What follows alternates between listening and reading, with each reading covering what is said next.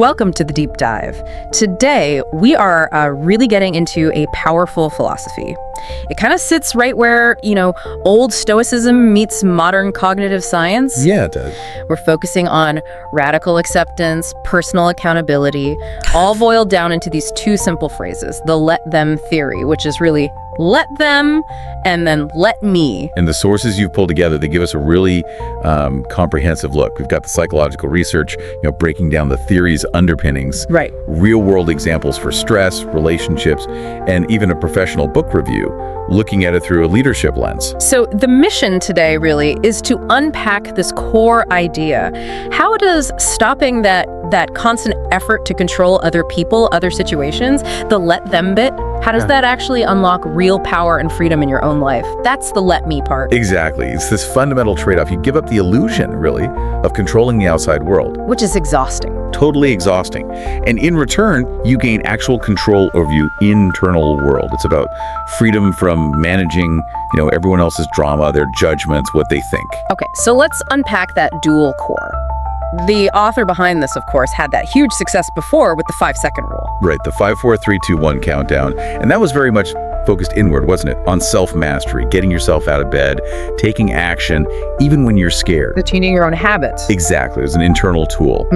But the let them theory, this is different. It's specifically aimed at changing your relationships with people, with the external world around you. It tackles that universal problem of pouring energy into things, you just can't manage. And I thought it was brilliant, actually, that the spark for this big idea didn't come from some, mountain retreat or intense workshop. It came from total chaos and a high school prom night. It's such a perfect little story, isn't it? So relatable. It just shows the sheer waste of energy. You have this parent completely stressed out about her son Oakley's plans changing at the last minute. Right. He didn't want the corsage she got. The tux fitting was a mess. And then the final straw, he and his friends decide they want to eat dinner before prom at this tiny taco place. Amigos, I think it was called. Like 4 tables total. Oh no, and it was a pouring rain, right, just absolute downpour. So you've got these adults running around trying to wrangle 20 teenagers, about to trash expensive tuxes and shoes. The parent feels like it's her job to make the night perfect, even though it's not actually her prom. And that's when the sister, Kendall, just cuts through all the noise. She sees her mom spiraling and just says super simply, "Mom, if Oakley and his friends want to go to a taco bar, let them." Wow. And then she doubles down. Let them get soaked. Let them ruin the shoes. It's their prom, not yours. Just drop it. And that was the light bulb moment, Realizing all that control was aimed at totally the wrong things, external, uncontrollable, ultimately pretty minor details. That anecdote really tees up the whole psychological side of this. We have this deep, hardwired need for control, right? Because control feels like safety. It does. So when things feel out of control, our instinct is to try and manage our environment, which often means trying to manage other people's actions or feelings. Precisely. And that just leads to this constant draining battle. You mentioned Dr. Aditi's research in the sources, and it's stark. Something like 7 out of 10 people are living in chronic stress. 7 out of 10. Yeah, from trying to control things they fundamentally cannot. And this constant friction, it takes a physical toll. The brain sees this lack of control as an ongoing threat. And that threat messes with our thinking brain. You have the prefrontal cortex, that's our rational planner, decision maker. Right, the executive function. And then there's the amygdala, which is just pure survival mode, fight or flight. And the stress of trying to control the uncontrollable, it basically drains the battery of that prefrontal cortex. It's not just huge crises either.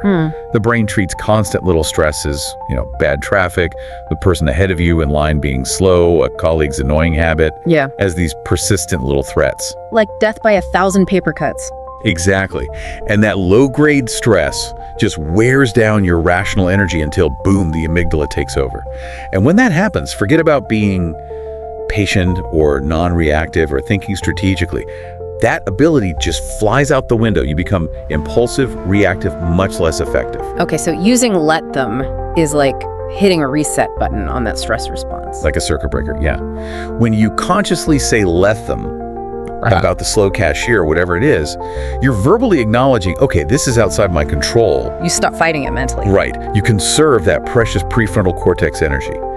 And that instantly allows you to pivot inward, to say, okay, let me take a breath. Let me recenter. What can I control here? What's a useful action I can take? It brings the focus right back to you. It's the most practical thing you can do, really. It shifts your focus entirely onto your own actions, your thoughts, your feelings. Those are the only things in the entire universe you actually have direct control over. Okay, let's make this really concrete. Daily frustrations. The example in the source about the guy coughing, like openly right behind you on a packed flight. Ugh, yeah, we've all been there. The typical wrong response is you start stewing, right? You focus all your energy on how rude he's being, how selfish. Maybe you glare back, think about saying something passive-aggressive. You're basically giving him your energy and your peace of mind. You lose power in that moment. So the let them plus let me approach is totally different. Yeah. It's focused on your protection, your action. First step, let him cough. You can't stop him. You don't know his situation. Accept the reality. Okay. But then immediately pivot. Let me pull my scarf up over my nose and mouth. Let me put on my noise-canceling headphones. Suddenly, your health, your comfort, your peace, they become your responsibility, not his. You take charge of protecting yourself, and you save all that mental energy you would have wasted being annoyed. That makes so much sense. And this same logic, it translates surprisingly well to work, right? Especially dealing with those career roadblocks, which that leadership review highlighted. Absolutely. The review points out that real leadership isn't about tight control. It's about fostering autonomy, guiding by example. Micromanaging capable adults, that's not effective. Right. But let's look at it from the individual's perspective. Say you're in that frustrating spot. You're doing great work. You know you deserve a promotion, but it keeps getting blocked. Maybe it's company politics, budget issues, maybe your direct boss. Yeah, that happens all the time. The usual reaction is feeling totally demoralized, maybe getting resentful, even hostile towards the company or the boss. But hang on, if I just say, let them string me along, isn't that just giving up? Being passive? Oh, see, that's the key distinction. Yep. It's not passive acceptance. It's radical, proactive responsibility. Staying stuck in frustration and anger. That's actually passive because you're letting their actions dictate your emotional state and your future. Okay, I see. The let them part is about accepting the reality of this situation right now. Let them make that decision. Let them stick to their budget freeze. You stop fighting what is. And then the let me is where the action comes in. That's where you take back control. Exactly. The power move is, let me polish up my resume. Let me reach out to my network. Let me actively look for a role where my contributions are recognized and valued.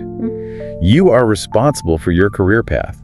Staying mad at, Steve, the manager, just keeps Steve in the driver's seat of your emotions in your career.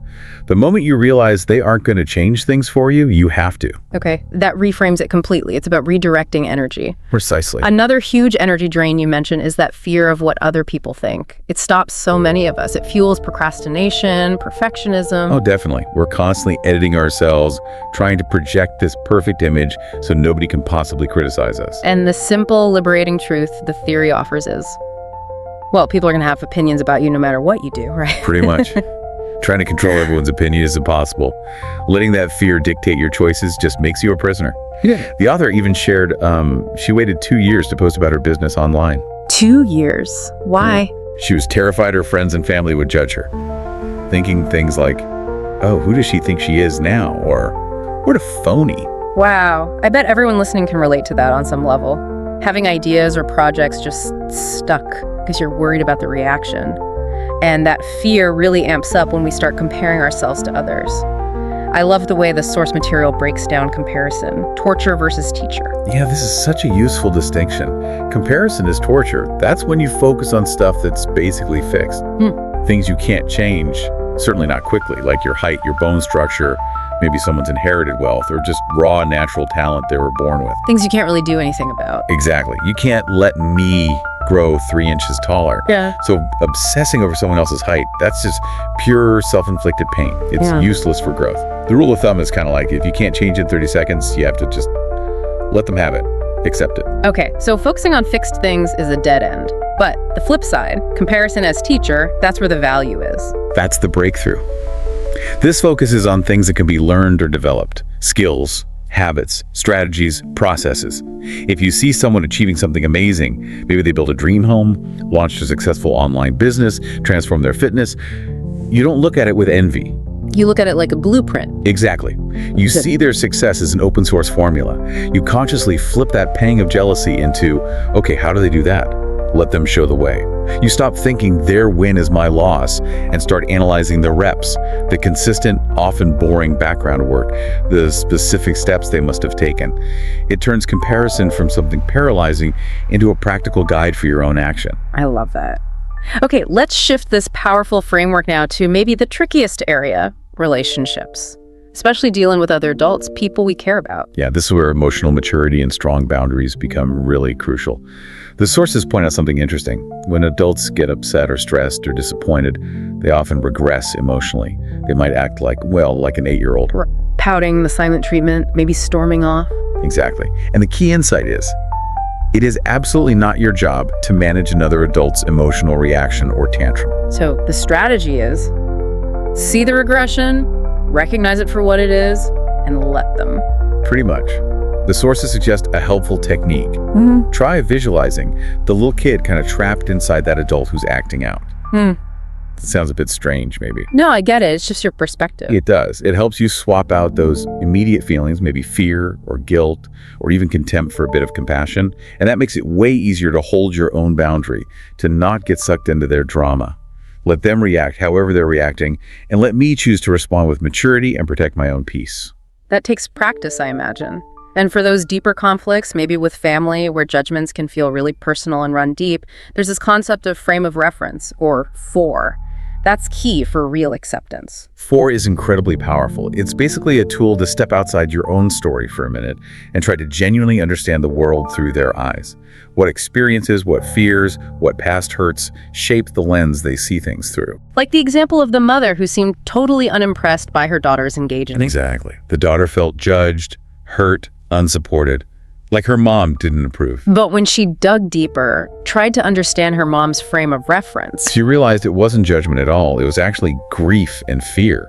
The mother had left home really young, struggled to raise a family far from her own support system, and her immediate fear was that her daughter was about to repeat that same lonely, difficult path. So understanding the why behind the reaction changes everything. It's the practical application. Instead of just reacting to the surface behavior, you pause and ask, okay, what history, what fear might be driving this? Understanding their 4E lets you let them have their opinion, recognizing it might be coming from their pain, not malice towards you, without absorbing the hurt yourself. It creates that vital space for connection, even when you fundamentally see things differently. That's profound. Okay, one last area, adult friendships. We all know they get trickier after what the sources called the great scattering of adulthood. We lose those easy structures. Yeah, the 3 pillars the sources identify just kind of evaporate: proximity, regular timing, and often the sheer energy. Right, you're not automatically seeing people every day at school or work. And that built-in structure disappears. So the default assumption that friendships just sort of happen passively, that's gone. The let them part here involves flexibility and letting go of expectations. Let them get busy with new jobs or families. Let them move across the country.